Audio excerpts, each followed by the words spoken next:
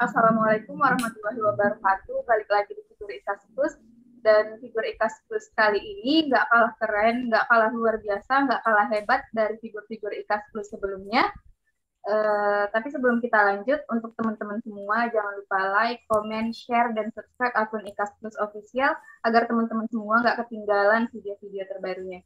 Balik lagi, perkenalkan nama saya Rizky Hairani, saya alumni SMA Negeri 20 Panyabungan, angkatan ke-7, dan pada kesempatan kali ini saya akan berbincang-bincang dengan teman satu angkatan saya, wanita yang luar biasa dengan segudang prestasi, sang juara bertahan karena dari kelas 1 sampai kelas 3 pemegang predikat juara umum nggak pernah lepas dari dirinya, dan juga yang nggak kalah membanggakan, dia merupakan salah satu lulusan terbaik di Sekolah Tinggi Ilmu Statistik atau sekolah kedinasan yang ada di Jakarta. Ini dia orangnya, Faita Lubis. Halo Teh. Halo, halo teman-teman. Apa kabar Teh? Kabar baik dong pastinya ya. Alhamdulillah kabar baik, Keki. Kita masih sangat bersyukur di tengah pandemi seperti ini. Kabar kita masih sehat-sehat, alhamdulillah. Alhamdulillah. Pastinya udah banyak banget sih yang penasaran, sama rindu juga sama Iteh. Sekarang kegiatan Iteh sehari-hari apa Ada yang sih? rindu ya? Sekarang kegiatan Iteh sehari-hari apa sih Teh?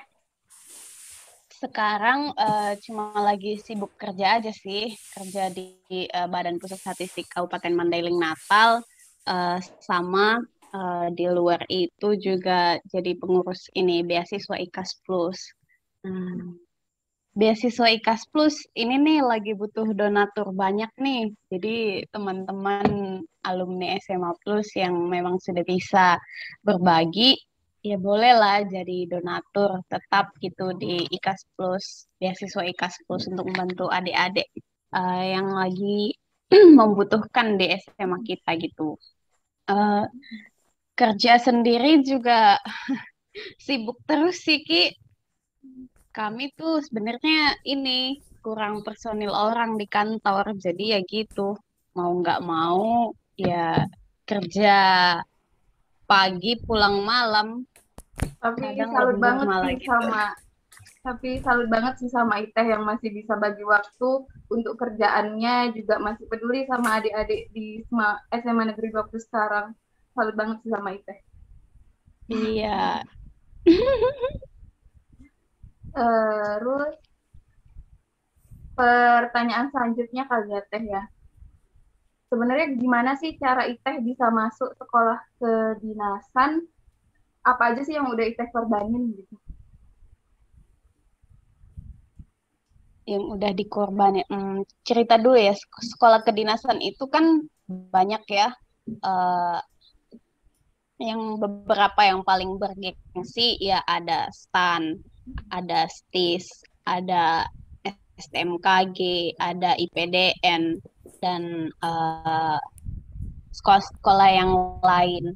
Nah, sebenarnya tuh dari awal nggak pernah niat masuk STIS ya, Ki. Tapi memang satu-satunya kedinasan yang berniat dicoba itu ya memang cuma STIS. Karena STIS itu nggak ada persyaratan tinggi badan gitu. Tahulah ya. Jangan gitu lah Kalau Teh. STAN kan Kalau STAN kan ada tinggi badannya, STMKG juga, apalagi IPDN. Jadi ya satu-satunya sekolah kedinasan yang mentolerir tinggi badan itu ya cuma STIS gitu. Memang dari awal kalau sekolah tinggi kedinasan yang pengen dicoba itu cuma STIS. Nah, terus tiba-tiba waktu itu bulan bulan 10 deh kalau nggak salah, bulan Oktober, kan naik-naikan kelas 3 itu bulan Juli ya, bulan Juli. Terus bulan Oktober tiba-tiba ada pengumuman STIS lagi buka PMDK. PMDK-nya berketepatan itu di Mandailing Natal. Nah, jadi STIS itu setiap tahun memang membuka jalur PMDK, penerimaan khusus PMDK gitu kan. Tapi kabupatennya khusus untuk yang terpelosok-pelosok gitu. Karena maksudnya terpelosok eh, ketika ketika apa namanya pegawai BPS-nya ditempatkan di kabupaten itu tuh nggak betah gitu dalam artian pada mau balik ke asalnya. Jadi nah dicarilah memang putra-putra daerah situ yang nanti akan ditempatkan di situ supaya nggak pindah-pindah gitu. Itu filosofi PMDK-nya. Nah dan itu tuh setiap tahun kabupaten yang terpilih itu ganti-ganti. Kayak di Sumut itu kayaknya yang sudah pernah itu ada Nias, seluruh kabupaten di Nias kan ada Nias, Gunung Sitoli, terus ada Samosir, ada Madinah, nah itu di Sumut. Terus ya di provinsi-provinsi lain juga sama, kabupaten-kabupaten yang jauh-jauh lah istilahnya gitu. Nah, berketepatan lah di tahun kita kelas 3 itu ya di Mandailing Natal gitu. Jadi STIS lagi buka penerimaan PMDK Mandailing Natal dan waktu itu yang dibolehkan daftar cuma 3 sekolah, SMA Plus, MAN, sama SMA 1. Nah, terus ada inilah kan seleksi rapor, terus ada juga tes tertulis. Tes tertulis sama seperti tes reguler, cuma kan saingannya lebih sedikit. Saingannya cuma yang kabupaten aja, Iya. sedangkan kalau yang reguler itu seluruh Indonesia gitu kan. Jadi termasuk Nah, beruntung juga ya Teh ya. iya sangat beruntung sebenarnya. Jadi waktu itu yang lulus tes tes tes akademiknya ada lumayan banyak dan dari sekolah kita itu kalau nggak salah ada 8 orang. Lanjutlah ke tes kesehatan. Tes kesehatan ternyata yang lolos cuma 7 karena katanya kalau 8 jadinya kebanyakan dari sekolah kita supaya ada juga dari sekolah lain gitu. Nah, itu tuh pengumumannya bulan 12. Aku masih ingat bulan 12. Sementara kita UN itu tuh masih bulan 5, Ki. 5 bulan lagi. Nah, jadi Tapi udah kan ada udah pengumuman tenang. lulus. Sebenarnya bersyukur sekali gitu udah diterima duluan di sekolah kedinasan bahkan sebelum UN. Cuman kan balik lagi dari awal sebenarnya mimpi kita bukan itu gitu. Ya. Jadi mimpi kita Iya. sebenarnya itu apa? Kalau boleh tahu. Dulu itu dari kelas 1 ya, dari kelas 1 SMA sebenarnya pengen kali masuk kedokteran USU. Okay. Nah, dari awal dari masuk SMA nih udah dipersiapkan. Terus tiba-tiba datanglah rezeki itu. Nah, itu sebenarnya yang jadi pengorbanan sih untuk memilih STIS tuh itu yang dikorbankan mimpinya. Sempat ini juga sih sempat berbeda pendapat dengan orang tua. Sampai akhirnya ya udahlah memutuskan untuk memilih STIS aja. Toh kita udah dikasih kesempatan gitu kan juga untuk tidak menutup kesempatan teman-teman yang lain untuk masuk universitas. Nah, kami bertujuh yang udah lulus di STIS ini nggak ikut lagi di tes-tes masuk perguruan tinggi yang lain gitu, termasuk SNMPTN undangan sama SBM gitu. Itu sih, Ki. Jadi pengorbanannya mengorbankan mimpi awal gitulah. Tapi nggak nyesel kan Teh ya? Kalau sekarang gitu. Nggak nyesel kan? Enggak menyesal, disyukuri aja gitu. Terus Teh, gimana sih sistem kuliah dulu di sekolah kedinasan STIS sendiri gitu? sistem belajarnya. Sekolah di kedinasan itu agak beda ya sama perguruan tinggi.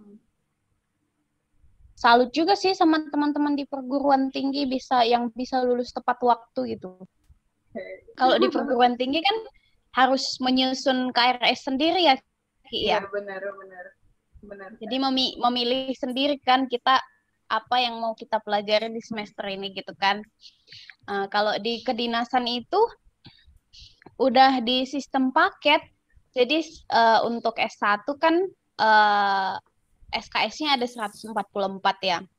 Jadi itu tuh udah dibagi ke dalam semester-semester selama 8 semester itu gitu. Jadi ini paket mata kuliah yang harus diselesaikan semester ini gitu. Jadi kita memang nggak bisa milih lagi, udah benar-benar kayak SMA aja. Ini mata pelajarannya, ini dosennya, di sini kelasnya gitu. Jadi benar-benar kayak ini, kayak SMA. Enak juga sih Terus kayak gitu. sebenarnya enak juga sih, kita nggak perlu pusing kan. Cuman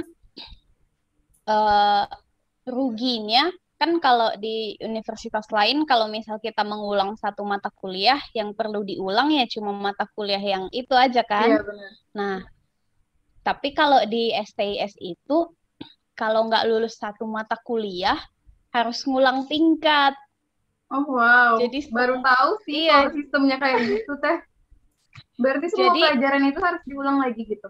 Atau gimana? iya, Oh wow. iya harus diulang lagi. Itu sebenarnya ruginya. Jadi Iya. kan di sana itu ada namanya sistem DO ya. Di semester 1 dan semester 2 kalau ada yang dapat nilai D di mata kuliahnya itu langsung DO. Jadi terus kan naik ke tingkat 2 nih, semester 3 sampai semester 8 itu boleh mengulang setahun dikasih kesempatan. Jadi misalnya kita nggak bisa naik nih ke tingkat 3 karena ada satu mata kuliah misalnya yang dapat D. Nah, itu kita harus tinggal tingkat. Tinggal tingkat tuh artinya ya mengulang setahun kayak SMA, mengulang semua mata kuliah yang ada di tingkat 2 itu lagi. Gitu. Jadi teh pernah nggak sih ngerasa down pas masa kuliah gitu kayak ini kapan berakhirnya gitu? Atau mak pengen nikah aja gitu? Pernah nggak sih pas kuliah dulu ya? Sebenarnya kuliahnya itu nggak susah sih, Ki. Kalau mau ngikutin ya teh ya? Malah lebih susah tes masuknya gitu kan. Oh gitu. Kalau setelah udah masuk sana itu ya udah, kalau kamu baik-baik aja gitu, maksudnya perilakunya baik, terus nggak neko-neko, kuliah selalu masuk kelas, terus ya nilainya nggak anjlok-anjlok kali lah, C, B gitu kan.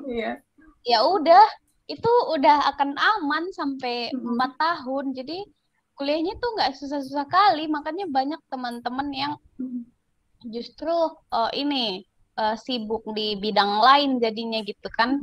Jadi kalau dia nyanyi malah sekarang ada yang jadi selebgram banyak gitu. Karena memang waktu apa namanya? Waktu luangnya ya. Luangnya ya. Waktu luangnya itu banyak.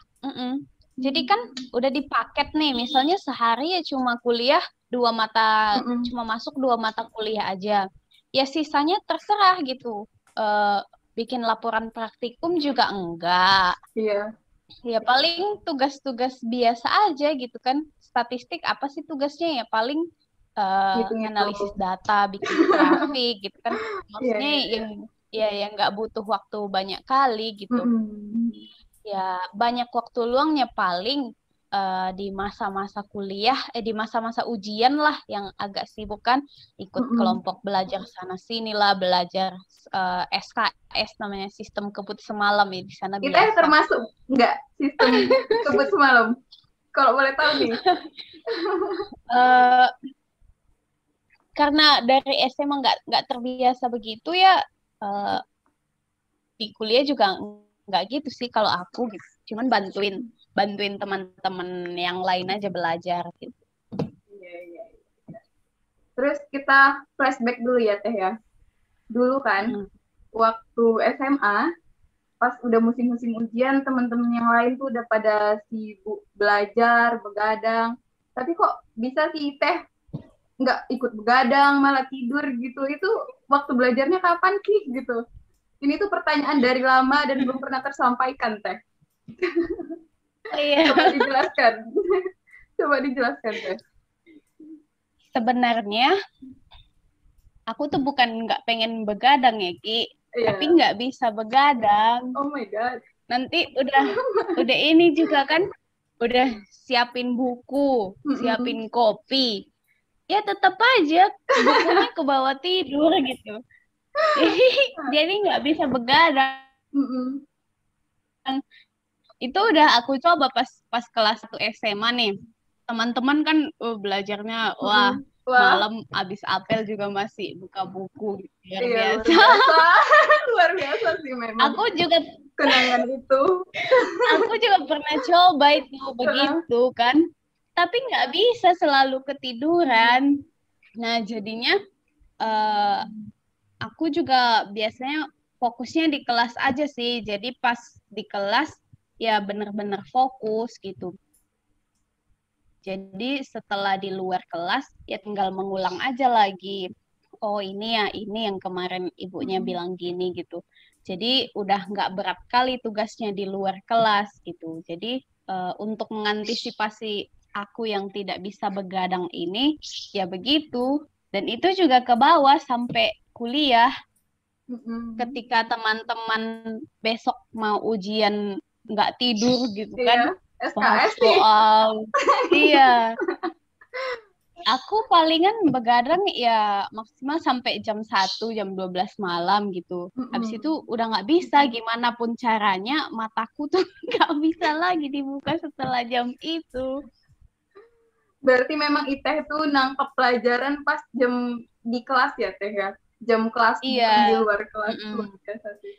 Jadi di kelas itu ya benar-benar dimaksimalin. Kalau misal memang ada yang kurang paham, langsung aja tanya ke ininya, ke dosennya atau ke gurunya.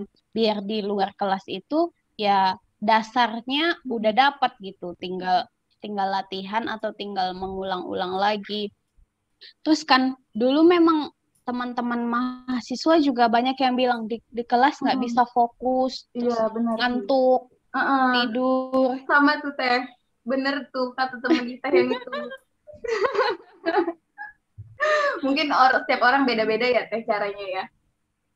Ah iya, kalau aku sih gitu, semaksimal mungkin ya jangan ngantuk, jangan tidur, Mm-mm. fokus, coba coba masuk ke apa sih yang sedang diajarkan itu gitu, ikut Iya. ikut mengalir di dalamnya gitu.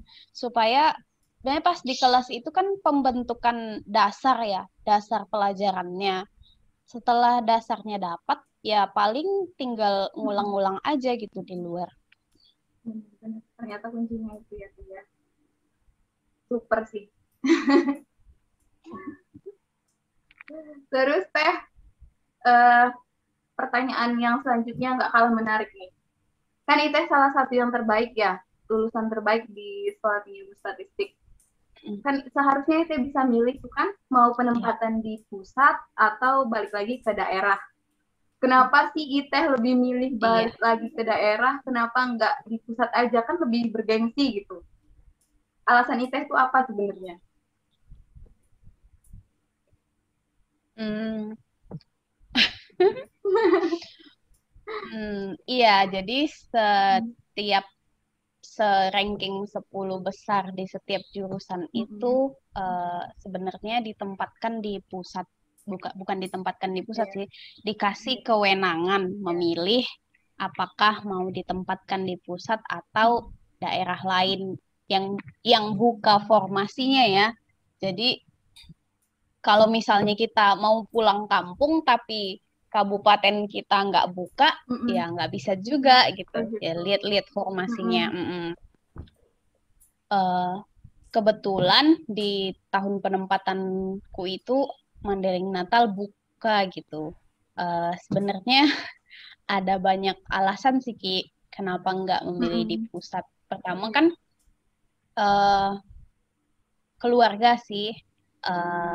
Mamaku kan ini jualan di rumah. Jadi ayahku juga udah sakit, udah bantu-bantu paling sedikit lah kan. Jadi adekku dua-duanya juga kuliah, nggak di rumah. Jadi ya pengen aja di rumah biar ada yang bantu-bantu. Ya meskipun sekarang sepertinya tidak terrealisasi ya. Bantu-bantu itu. Iya, ternyata kantornya juga sibuk. Iya, benar. Jadi ya bantu-bantunya juga nggak maksimal. Itu alasan yang pertama.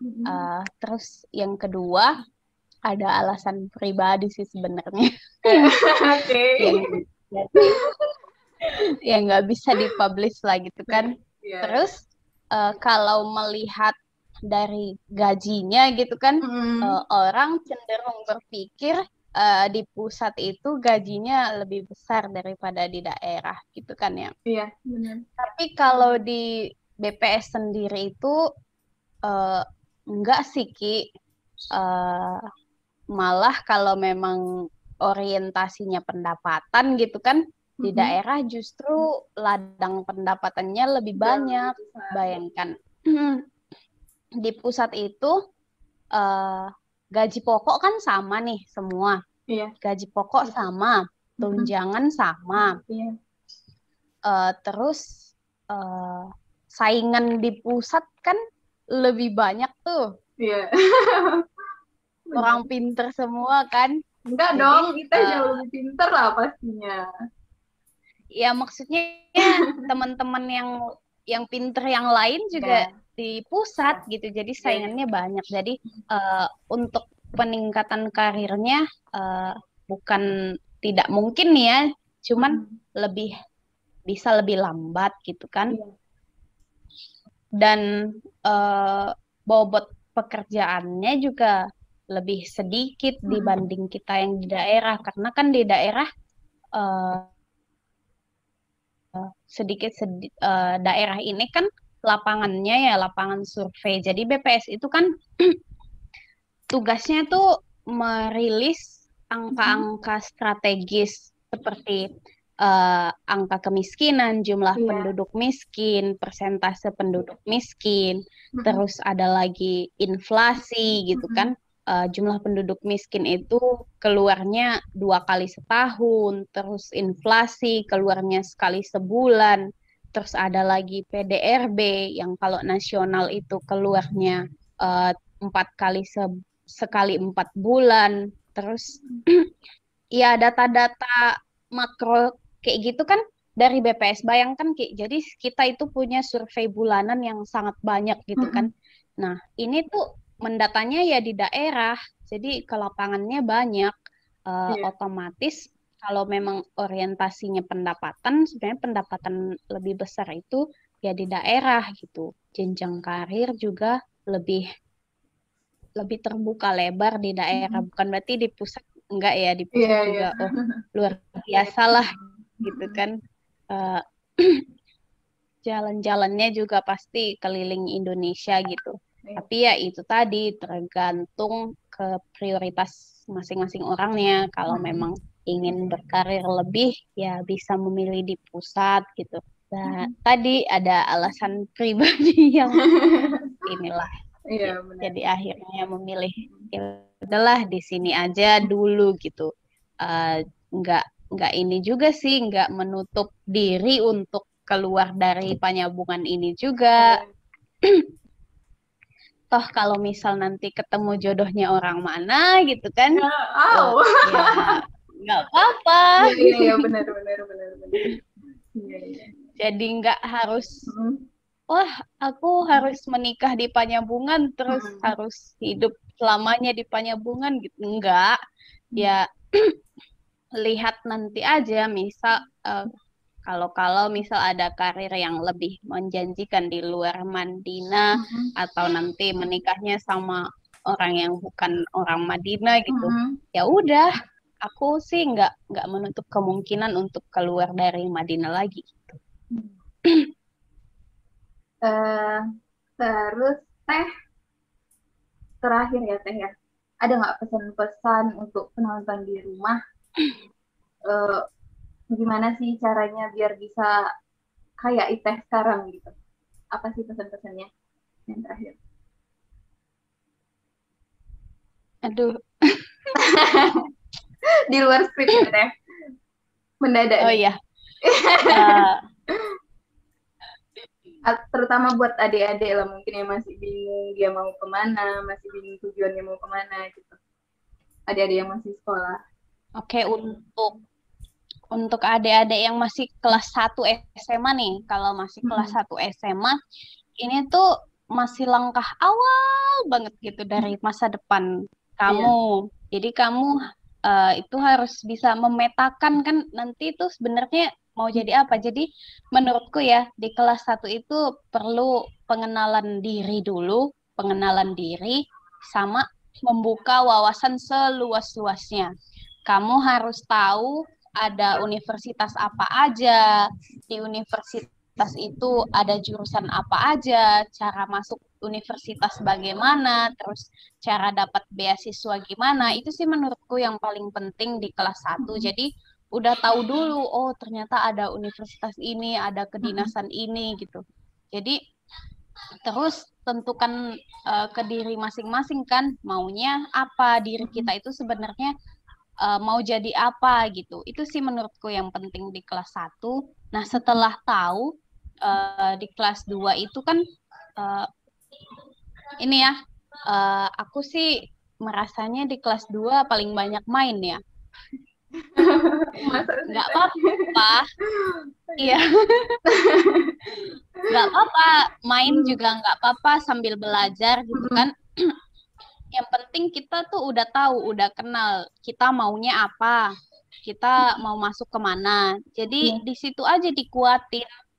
Misalnya kita mau masuk teknik nih, teknik sipil misalnya kan, Mm-mm. ya cari tahu penunjang-penunjang ilmu-ilmu dasar teknik sipil itu apa, fisika, Mm-mm. matematika gitu kan.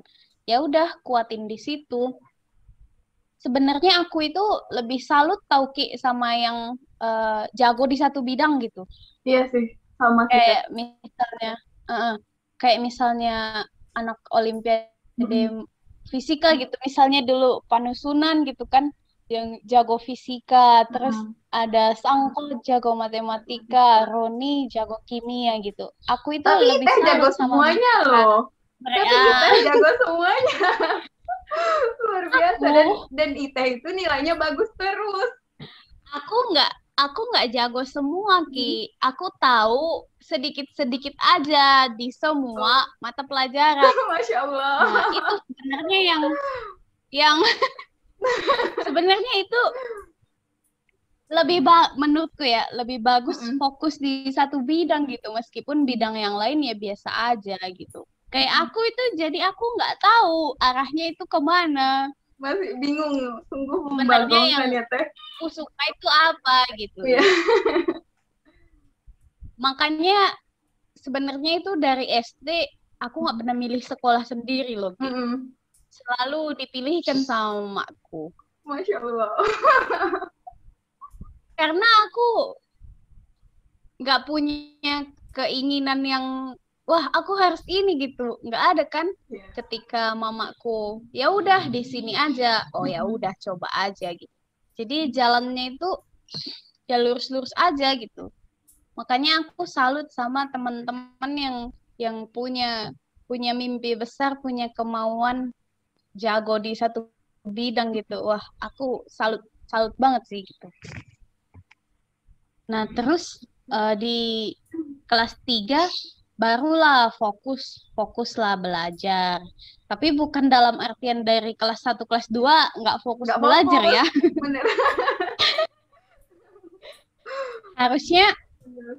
ya itu tadi seenggaknya tahu dasar-dasarnya di kelas 1 kelas 2 di kelas 3 ya tinggal mengulang lagi. Apalagi tuh kemarin bincang-bincang kan sama Pak Hendri. Mm-mm. Katanya itu rencananya dari kelas 1 nanti akan dimasukkan itu apa namanya?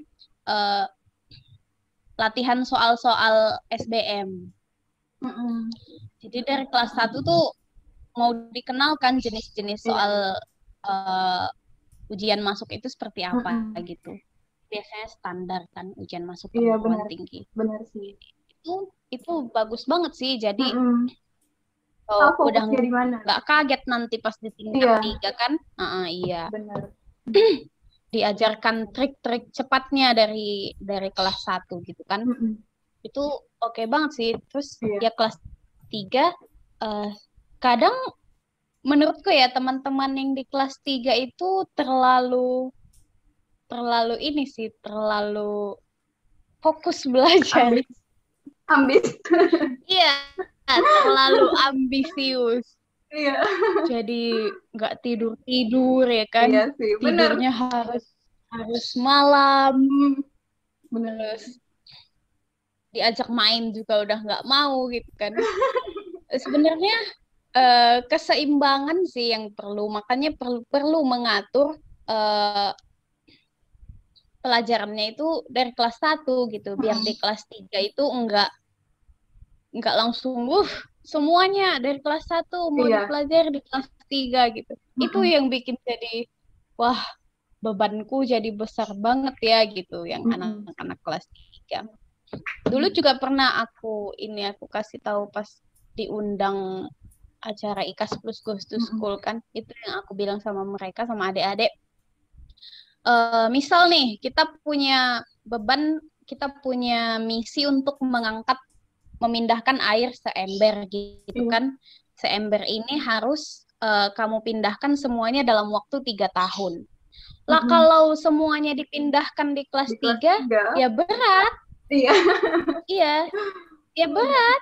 Namanya seember ya kan. Tapi kalau kamu pindahkan perlahan-lahan, sehari segayung, sehari satu itu aja, satu gelas aqua plastik aja sehari. Ya ringan, tapi kerja gitu. Itu sih ininya, perumpamaannya. Jadi ya belajar itu dari kelas 1, cuma ya nggak apa-apa sedikit-sedikit gitu. Tapi ya jangan jadinya menumpuk di kelas 3 semua. Air yang seember itu kalau sekali angkat ya berat sekali gitu. Makanya jadi dibagilah porsinya, keseimbangan waktu antara belajar, bermain, gitu. Main juga perlu kan untuk psikisnya biar enggak ini gitu. Itu untuk pesan untuk yang sekolah nih, adik-adik yang masih sekolah. Untuk adik-adik yang masih kuliah, perlu sekali ya menurutku untuk tetap on track, ya kan ya Ki, untuk on track lulus dalam 4 tahun.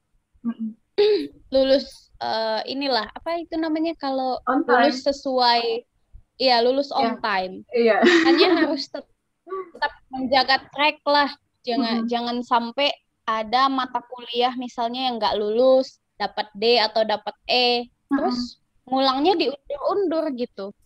Ya udah di mata kuliah di semester selanjutnya ya langsung ambil aja lagi mata kuliah itu kalau bisa gitu. Jangan sampai ada nih beberapa beberapa teman-teman yang akhirnya masih berjuang gitu kan. Maksudnya ya harus tetap on track. Berorganisasi silahkan, bagus. Berkarir di bidang lain juga bagus. Tapi ya tetap on track, itu kewajiban kita gitu. Menyelesaikan studi itu ya kewajiban kita. Kalau harus masuk kuliah ya untuk diri sendiri ya. Iya untuk diri sendiri, untuk orang tua. Bayangkan uang kuliah kan nggak sedikit ya Ki ya. Dalam 4 tahun loh kita makannya dibiayain dari orang tua, kos, uang kuliah. Ya selain tanggung jawab untuk diri kita sendiri, itu juga tanggung jawab untuk orang tua kita. Apa nanti gimana nanti perasaan orang tua kita saat ternyata kuliah kita nggak selesai gitu kan. Apalagi kalau misalnya kita dapat beasiswa. tanggung Mm-mm. jawabnya lebih besar lagi kan Iya. kepada pemberi beasiswa gitu. Iya. Jadi ya itu aja sih pesannya kalau yang lagi kuliah tetap tetap on track. Kalau memang eh, ada kesibukan lain ya silahkan. Cuman tetap ingat tanggung jawabnya. Terus semangat juga buat teman-teman yang lagi kuliah online ini ya, udah dua Mm-mm. Wow. tahun. Iya sih. Nggak kebayang sih Teh kalau kita ada di posisi ini gimana gitu ya. Iya kan ya, karena kalau Iya yang bener. kita bayangkan kuliah itu di kampus, ketemu Iya. Iya teman-teman, bener. Bener. berorganisasi, Iya iya bener kan? bener bener. Itu Iya. sebenarnya yang khas dari kuliahnya itu kan Iya itu ya, bener. ngekos, Iya. Iya. ngekos di kampus, ketemu orang banyak, ketemu teman-teman, Bener. berorganisasi gitu. Eh, Tiba-tiba mereka cuma online, tatap muka, bahkan udah tingkat 2 aja nih, gitu kan. Iya bener. Padahal belum kenal kampusnya bentuknya seperti Iya apa gitu. bener banget sih Teh. Betul. Nggak kebayang aja gitu kalau Salut kita ada di sih, posisi itu. Iya salut banget sih. ya Bener. salut sih sama mereka. Tapi kan di sisi lain juga mereka tetap bisa kuliah dengan didampingi keluarga gitu. Iya. Bener Itu sih. Ada positif, positifnya. ada negatifnya. Iya. Bener sih Teh. Terus untuk teman-teman yang udah lulus lagi cari kerja gitu kan, semangat. Setiap orang punya jalannya masing-masing. Bener. eh, Punya waktunya mau juga masing-masing ya. iya punya waktunya masing-masing. Katanya apa sih Ki? Eh, Jangan Semua samakan orang memang waktumu dengan waktu orang lain. iya iya semuanya memang harus berbuka puasa gitu kan. Tapi ingat Iya. waktu waktu maghrib Mm-mm. di setiap tempat itu berbeda-beda Iya. itu kan. Bener. Eh, Sabar aja. Juga Mm-mm. bagi teman-teman yang lagi mencari kerja atau lagi mencari jodoh gitu kan, mungkin eh, mungkin waktunya belum belum ada pada kita gitu kan. Iya. Ya Kita tetap ya Teh, semangat. di garis bawahi kita. Iya,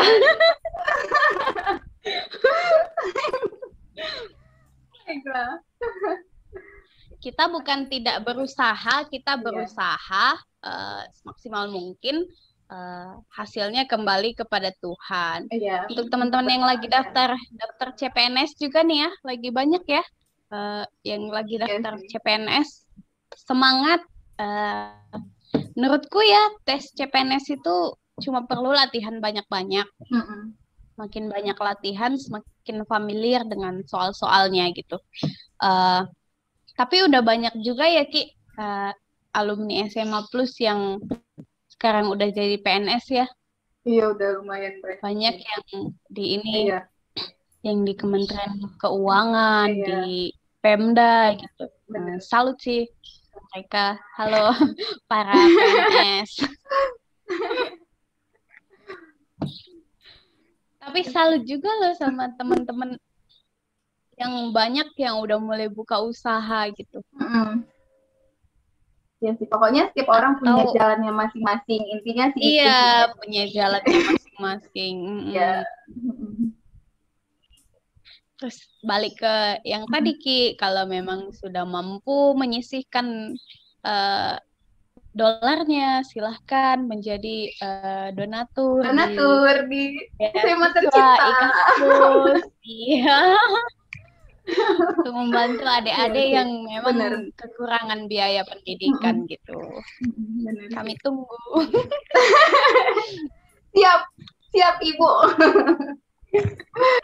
Jadi Mungkin promosi nggak apa-apa ya. nggak apa-apa Teh. Ini bebas kok. Kita kayaknya udah panjang banget nih cerita kita kan. Takut yang pada nonton Oh, jadi iya. bosen. Jadi Iya. makasih banyak Iteh untuk waktunya. Sukses terus buat Iteh. Amin, sukses buat kita semua. Amin. Ya Allah. Mungkin itu aja kali ya teman-teman semua, bincang-bincang kami berdua. Semoga bermanfaat untuk teman-teman semua, buat para alumni juga. Semoga bermanfaat. Demikian saja. Sampai ketemu lagi di Figur IKAS Plus dengan inspirasi-inspirasi berikutnya. Akhir kata, wassalamualaikum warahmatullahi wabarakatuh. Bye. Salam.